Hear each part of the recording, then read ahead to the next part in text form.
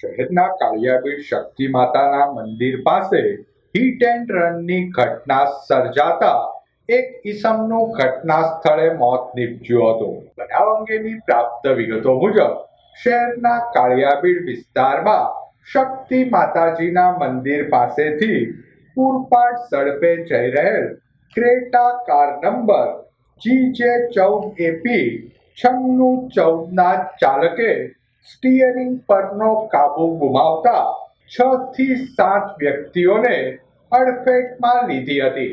ઈજાગ્રસ્ત પૈકી એક ઈસમનું ઘટના સ્થળે મોત નીપજ્યું હતું. હિટ એન્ડ રનની ઘટનામાં કાર સહિત એક સ્કૂટરમાં નુકસાન થવા પામ્યું હતું. બનાવના પગલે ઘટના સ્થળે લોકોના ટોળા ઉમટી પડ્યા હતા.